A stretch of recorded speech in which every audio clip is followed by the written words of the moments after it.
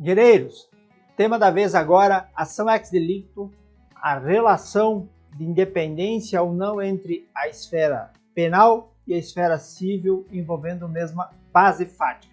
Vamos ver na tela aqui qual foi a problemática que o STJ enfrentou.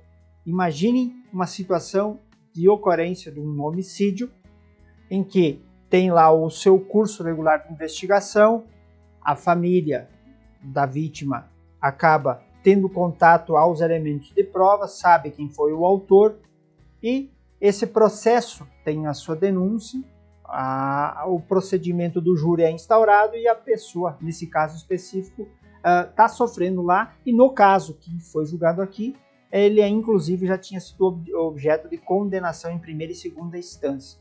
O fato que, com o ato da vida chamado morte, com o rompimento da segurança, da liberdade de que o meu direito só vai até onde começa do outro, quando alguém, nesse caso, tolheu o direito à vida de terceiro, ele provocou aí os efeitos naturais que a gente vai levar lá para a seara das indenizações, o direito do abalo moral, as dependências econômicas eventuais de quem dependia da vítima, a análise dos danos materiais, os lucros cessantes, danos emergentes, envolvendo esse fato como um todo, que se aplica como linhas gerais a qualquer potencial, uma hipótese de estupro, uma hipótese de calúnia, difamação, injúria em grandes proporções que provoca desencadeamento de algum efeito adverso na seara do patrimônio civil da vítima ou dos seus sucessores. Ou seja, o ponto central aqui da polêmica é: nós temos no Código Civil, nós temos no nosso sistema jurídico como um todo, algumas regras. A primeira regra basilar, que nós aprendemos já no começo dos nossos primeiros passos da graduação, é de que as esferas civil e penal elas são independentes. A gente aprende isso no sentido de que o sucesso de um processo na esfera civil não significa dizer que vamos ter condenação lá na área penal. E, em tese, com uma vírgula aí, nós temos o mesmo efeito inverso. Nós podemos ter uma condenação lá no penal e uma absolvição ou uma improcedência, na melhor técnica falando, na linguagem civil, lá no civil. Há uma regra geral, tanto é que quando se fala, por exemplo, o exemplo mais clássico para se compreender essa distinção de independência entre esferas, a forma mais fácil é você pegar um caso de um crime contra a administração pública que tecnicamente poderia ser enquadrado como improbidade administrativa e também como penal, uma corrupção, um peculato ou qualquer coisa do gênero na esfera penal. O fato é que muitas vezes, e não incomum, o juízo penal absolve e o juízo que vai enfrentar a improbidade condena, normalmente acaba acontecendo isso, ou também temos o oposto. Significa dizer o quê? Que isso está certo, está errado, isso é bom para o sistema ruim. Aí nós vamos estabelecendo regras. Tudo bem, essa independência, ela também não pode ser absoluta. E aí nós vamos ver na sequência que o Código Civil, ainda o Código de 16, ele traz regras no sentido de que, tudo bem, a prioridade hoje é analisar a sociedade como um todo. E a arma mais forte que a sociedade tem para conduzir as pessoas a andar dentro de um estado de harmonia é o elemento do tipo penal. Então se prioriza o andamento, tanto é que se dá preferência para o curso da ação penal para que lá se apure. Se lá apurado que o fato realmente aconteceu, que nós chamamos na boa técnica de materialidade, tem os elementos de prova de que alguém praticou um crime de peculato, de corrupção, enfim, ou um homicídio, como foi esse caso, tem lá um corpo estendido ao chão ou um cadáver que tem imagens de alguém que sucumbiu, enfim, o elemento de prova, a materialidade. E se temos lá o elemento de quem foi o autor, tem uma imagem, uma filmagem, uma câmera, uma gravação, alguma coisa que possa se categoricamente afirmar que foi o autor fulano, lá no penal isso é suficiente, salvo quando tem aquelas excludentes, tá, que vão afastar a legítima defesa. Lá nós vamos ter um juízo condenatório. a pena vai ser de um dia mais, um dia menos, um ano mais, é irrelevante para esse nosso interesse desse momento. O fato é que, quando eu tenho essa definição lá no penal, o Código Civil, e já vem a legislação civil, impondo a necessidade de obrigar o juízo civil, o juízo privado, o juízo dessa outra esfera de controle da sociedade, a respeitar a decisão. Se lá foi dito que não teve homicídio, que não teve uma corrupção, eu não posso reabrir esse debate no civil. Se eu lá afirmei que quem praticou o ato foi só o prefeito, o tesoureiro meramente cumpriu o ato de pegar o cheque e depositar na conta que o prefeito indicou, não sendo ilícito formalmente essa atitude, o tesoureiro não poderá ser depois reaberto o debate e condenado por uma improbidade ou mesmo num processo administrativo lá no cível. Vejam, no administrativo, quando eu falo cível aqui é o cível geral, tá? Fora da esfera penal. O que nós temos na prática? Essa dualidade de esferas e como o CPC, que norteia os processos civis, ele traz uma regra complementar e fala assim, dependendo da situação, quando nós tivermos as duas investigações, as duas análises judiciais trabalhando paralelamente, o CPC ele nos dá a possibilidade para os magistrados de acolher, ou mesmo de ofício, mas acho que normalmente a praxe é a provocação da parte, de suspender o curso do andamento da marcha processual lá do processo de natureza administrativa, civil, tributário, até que se desvende lá no penal. Essa é, em linhas gerais, assim é que se sonha que o sistema funcione, para que não se tenha, até mesmo em nome da economia processual, dois juízes trabalhando para discutir a mesma coisa com o risco de um contradizer o outro. Por quê? A lógica do sistema é que vai evoluindo. A própria linha de defesa pode melhorar, acrescentar elementos que levariam a uma absolvição se tivesse sido usado, mas que não for, e aí reabre lá o debate. Então, sistema, falando, regra geral, eu tenho que aguardar o penal. Essa é a linha, por quê? Porque se lá definir, depois só se aplica, e como seria esse aplicar lá? Aí eu vou só aplicar o efeito. Se eu sei quem foi, que o fato aconteceu, e eu sei quem é o responsável, eu vou julgar procedente, em parte ou total, e aí eu vou definir quais as consequências, os detalhes. Ou seja, há uma economia processual se buscando nesse sistema aí. Mas vamos trazer agora para esse caso aqui. Na hipótese do homicídio, normalmente a pessoa tem entes queridos, ela tem lá talvez filhos, esposas que deixaram de ter o suporte financeiro, tem todo o aspecto, tanto material quanto moral, envolvendo isso. E aí, aquela ação civil que vai discutir o quanto da indenização, nós cunhamos no nosso sistema há muitos anos de chamar ela como ação penal ex delicto. Ou seja, a ação civil ex delicto, ou seja, ela é uma ação que ela vai ter natureza nesse civil ampliado, tá? Civil geral, com uma base num crime, numa prática de um crime decorrente de alguma coisa que naturalmente vai ser apurado lá na esfera penal. Regra, a gente deveria esperar a distribuição dessa ação, porque enquanto estiver andando o processo lá, a própria prescrição ela não fica com o seu curso andando para outra esfera. O sistema ele não pode ser contraditório. Se ele prioriza, depois se aplica. E aí o que acontece na prática? Vou falar assim em termos gerais, depois eu entro na exceção que foi esse caso. Tendo a condenação, tribunal do júri, nesse exemplo do homicídio, condena, transita em julgado, o que você vai fazer no cível?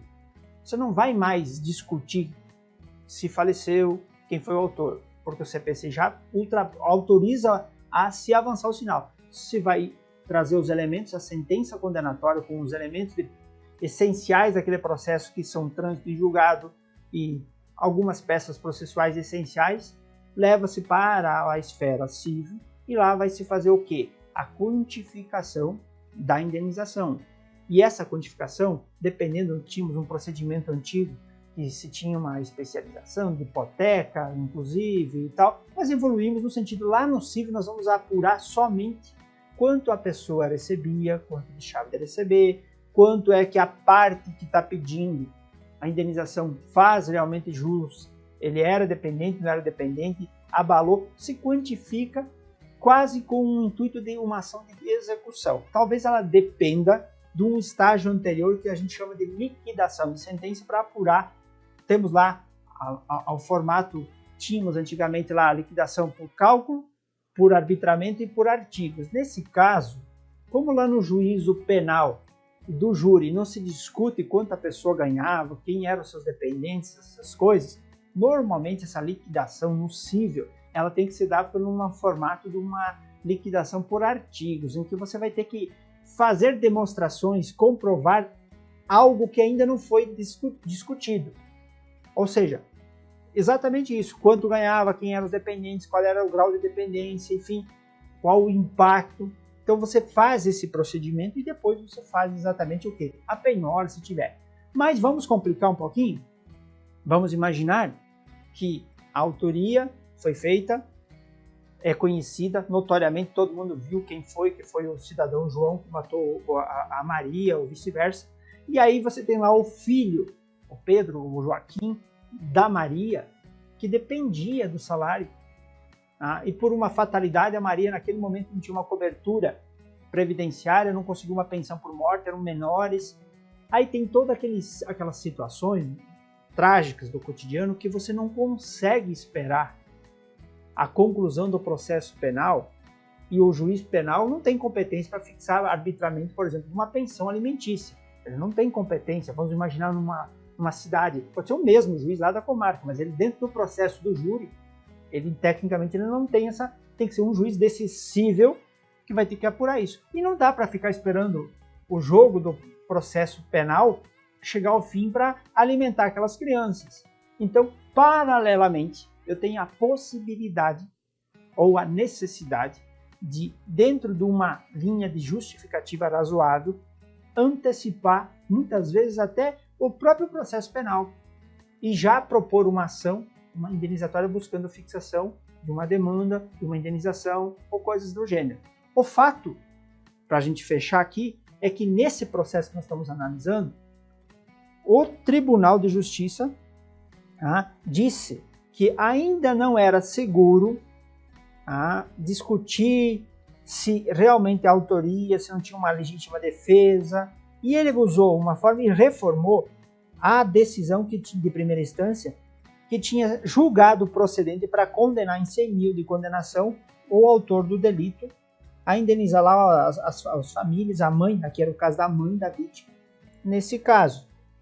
E é exatamente esse ponto polêmico. Afinal, essa ação ex-delito, ela pode ser proposta antes do trânsito de julgado ou ela necessariamente tem que aguardar? Esse foi a linha central da polêmica que chegou, a terceira turma do STJ foi chamada, e aí se concluiu que, nesse caso, essa independência ela é relativa.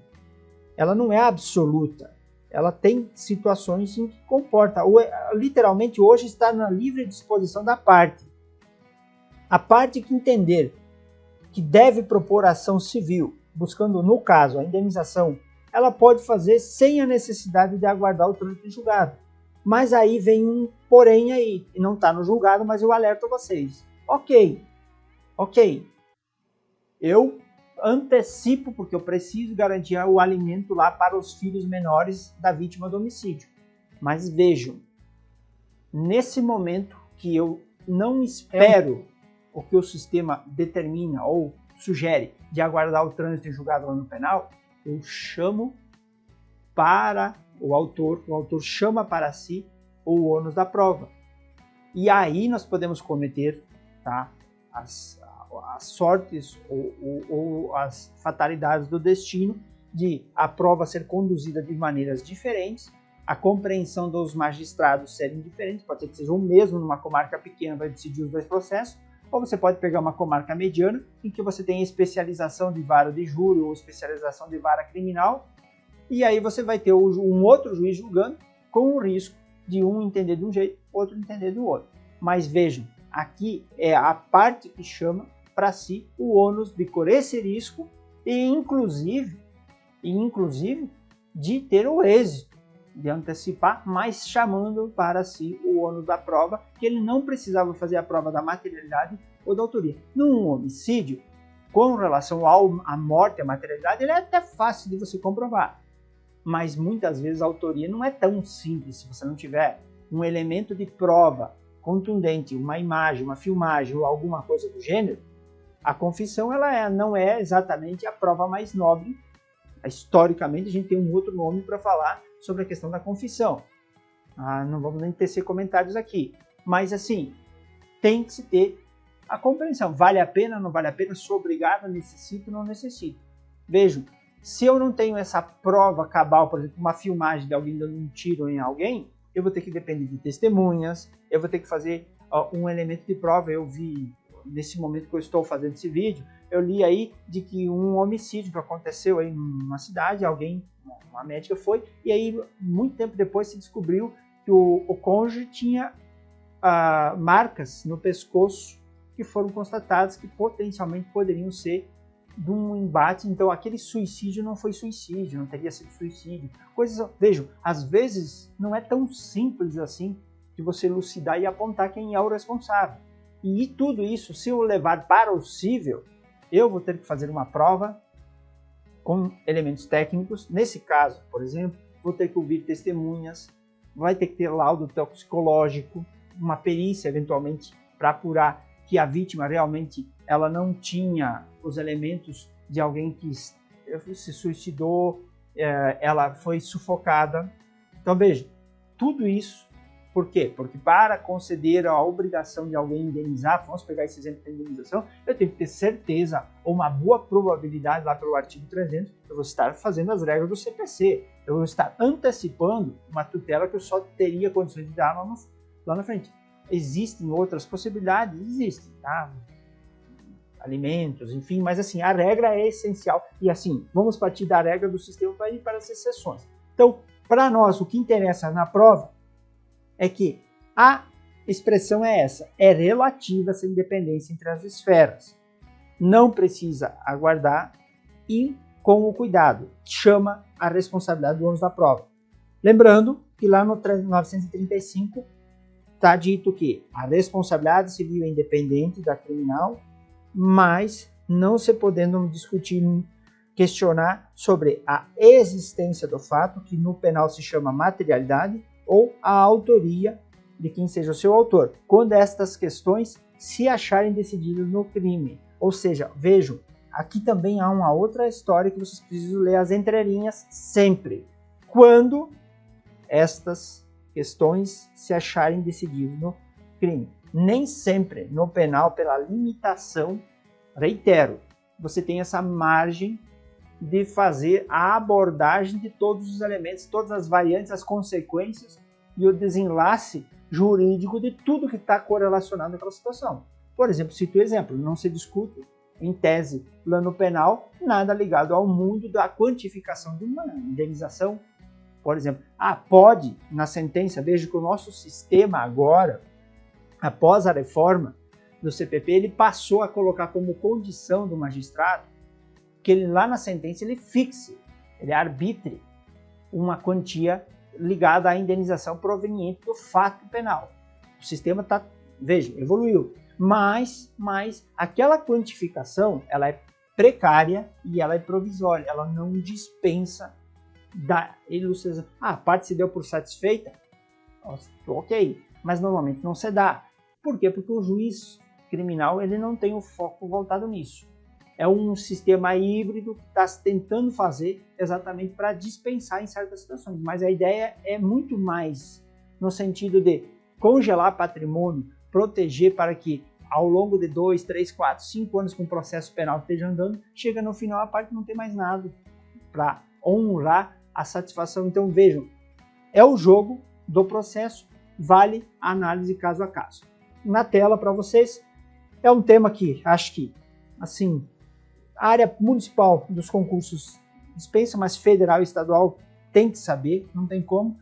Tira um pouquinho da área da procuradoria, a carga, que envolve um mundo, assim, controle fiscal, mas defensoria, analista.